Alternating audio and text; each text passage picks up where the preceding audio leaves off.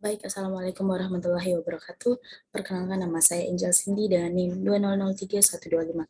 Di sini saya akan menjelaskan tentang membuat sebuah database di command prompt dengan menggunakan aplikasi XMPP. Nah, pertama-tama kita harus mempunyai aplikasi XMPP terlebih dahulu. Di sini saya akan menjelaskan sedikit tentang XMPP. Nah, di sini kita harus mempunyai XMPP yang sesuai dengan bit laptop kita atau versi laptop kita.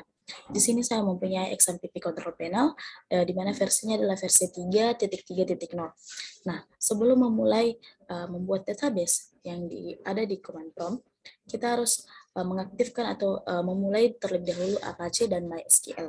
Nah, di sini saya sudah mengaktifkan atau mengklik start pada Apache dan MySQL di sini.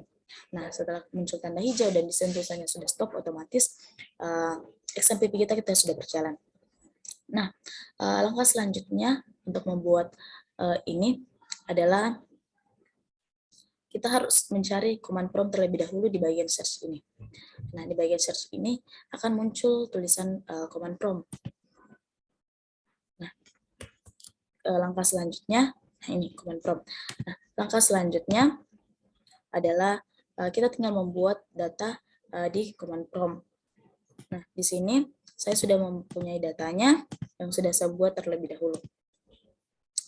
Baik, di sini saya akan menjelaskan tentang command prompt yang telah sebut atau database yang telah sebut. Nah, yang pertama, di sini kita tinggal mengklik cd, kemudian cd exam, cd mysql, cd bin, kemudian mysql min u root min r. Nah, ini semua adalah rumus atau script yang akan membantu dalam pemrograman kita untuk supaya berhasil. Nah, selanjutnya adalah sebelum kita membuat sebuah data dalam sebuah database ini agar bisa menampilkan di localhost, kita harus melihat dulu data apa saja yang sudah ada dalam database kita, apa saja database yang dalam perangkat kita.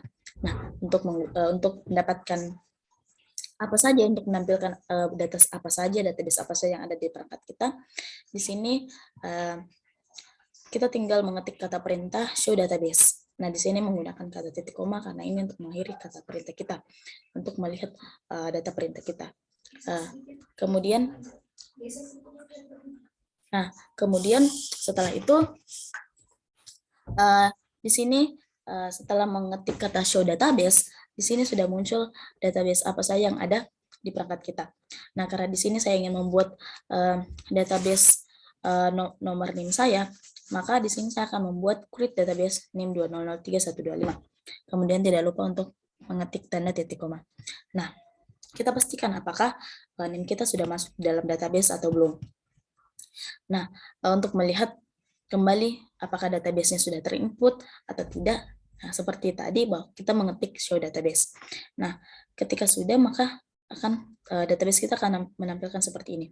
Kita lihat bahwa data yang kita buat tadi, create database NIM 2003125 ternyata sudah ada. Otomatis kita bisa menggunakannya untuk membuat sebuah program untuk memasukkan database kita. Di sini, karena kita akan menggunakan NIM 2003125, maka kita tinggal mengetik kata perintah use NIM 2003125. Setelah itu, kita akan membuat entitas dan atributnya. Nah, atribut entitas yang saya ambil adalah pasien, tapi saya di sini mengganti kata pasien dengan menggunakan nama saya. Nah, menggunakan Angel. Nah, di sini setelah mengetik kata create table Angel, kita tinggal memasukkan atribut-atribut apa saja. Nah, kita harus tahu dulu data table pasien itu atribut pasien itu apa saja. Nah, atribut pasien itu biasanya terdiri dari nomor rekam medik, nama pasien, umur, tanggal lahir, alamat, dan NIK dan nomor HP. Nah, kita bisa menambahkan apa saja seperti pendidikan, pekerjaan, dan lain sebagainya. Nah, di sini ada dua tipe data yang saya gunakan.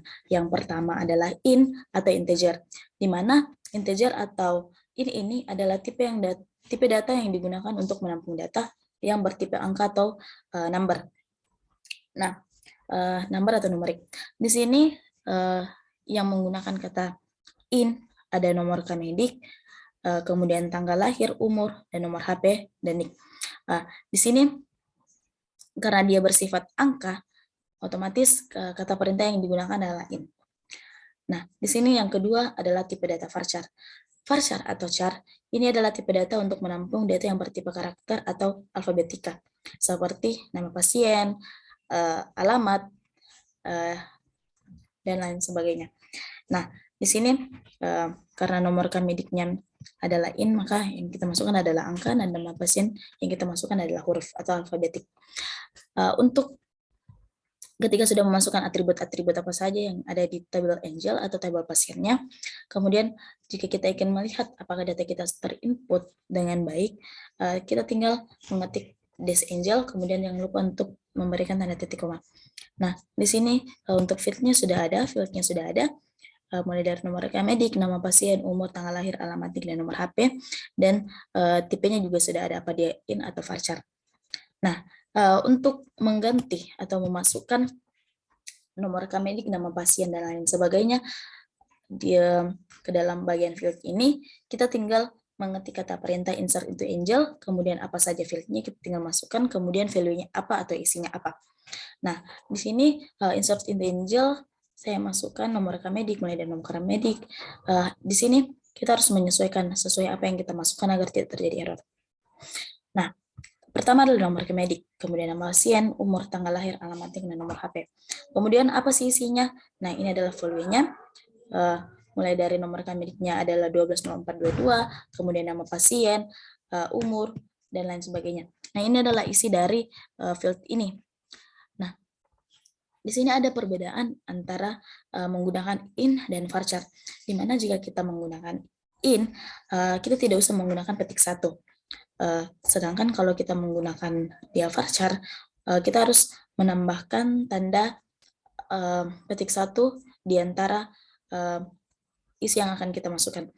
Nah, untuk membatasi antara field satu dengan yang satu, maka akan dibatasi dengan tanda koma.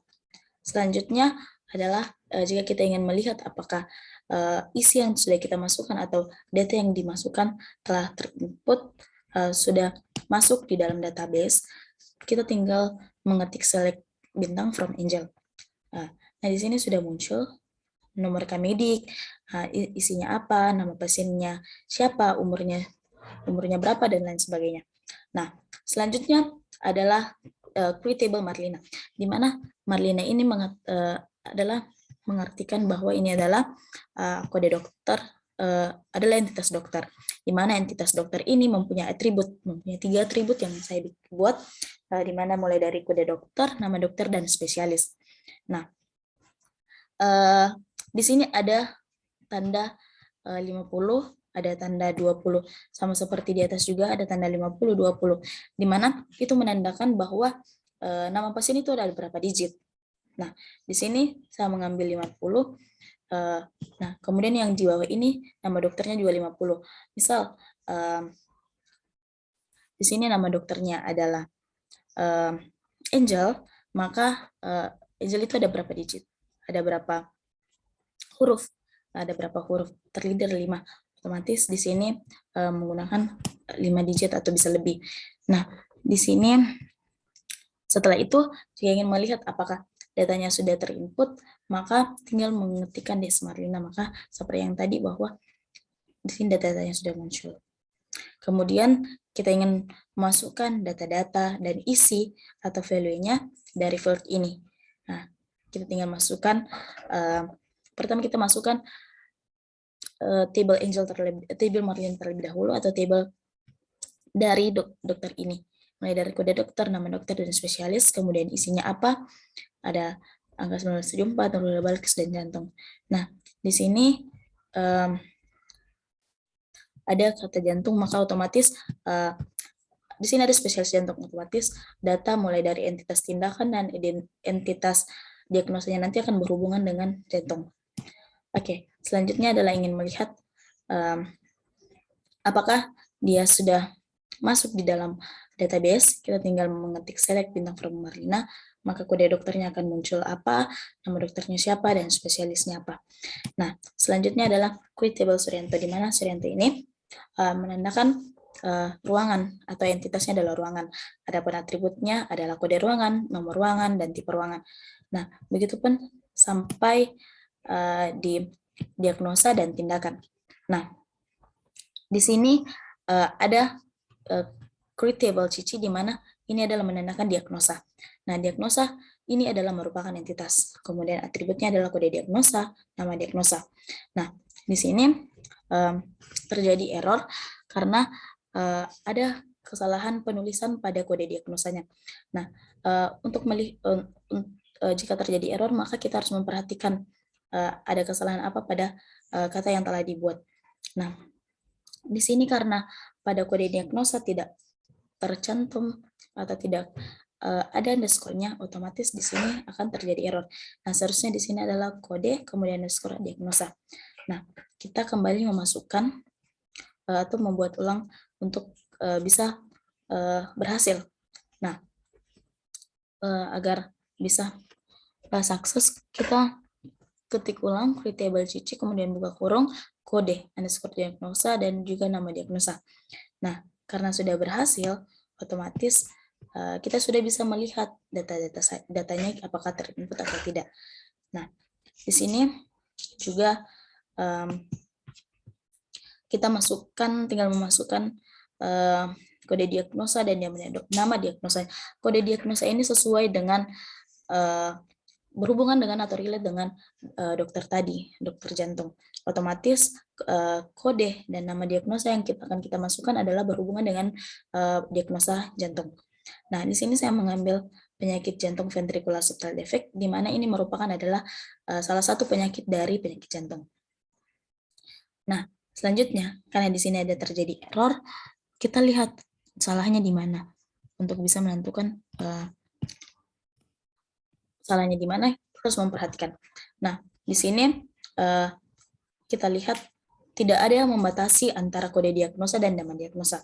Seharusnya di sini ada tanda koma, tapi tidak ada, makanya dia error. Nah, untuk kode diagnosa atau kode diagnosa penyakit jantung, seharusnya dia adalah Q 21.0, tapi karena ada kesalahan teknis, makanya hanya tercatat Q. Nah, untuk diagnosanya tadi sudah kita masukkan adalah ventricular septal defect. Kemudian selanjutnya adalah quitable ISRA, di mana ini adalah merupakan kode tindakan. Nah, kode tindakan pada penyakit jantung yang telah kita masukkan tadi. Nah, penyakitnya tadi adalah, atau diagnosnya tadi adalah ventricular septal defect. Kemudian tindakannya apa dan kode tindakannya apa. Nah, di sini ISRA menandakan sebuah entitas tindakan, dan untuk atributnya ada kode tindakan, nama tindakan, dan kemudian tinggal melihat apakah data yang sudah terinput atau belum.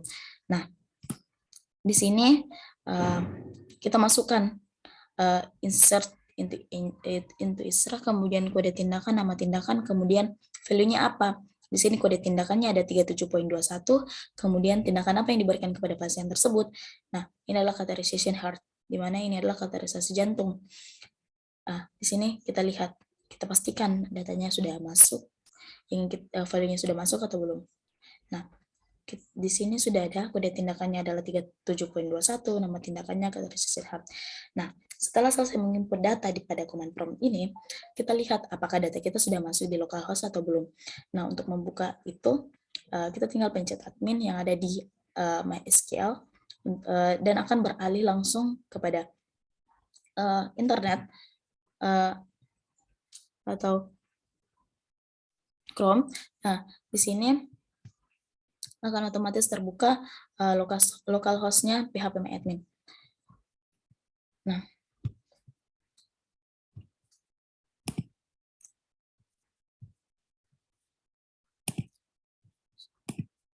oke, kita tinggal pencet admin.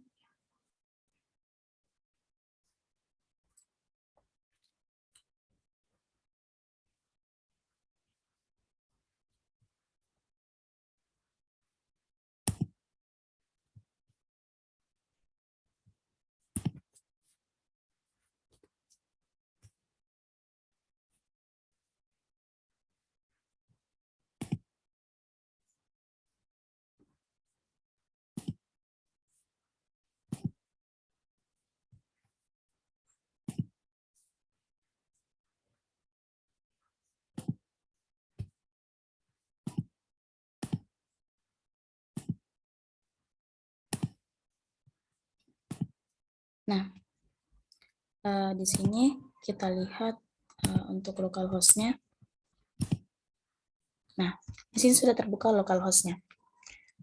Untuk melihat, nah di sini di bagian kanan ada database kita yang ada di perangkat ini. Nah, yang kita masukkan tadi adalah NIM 2003125.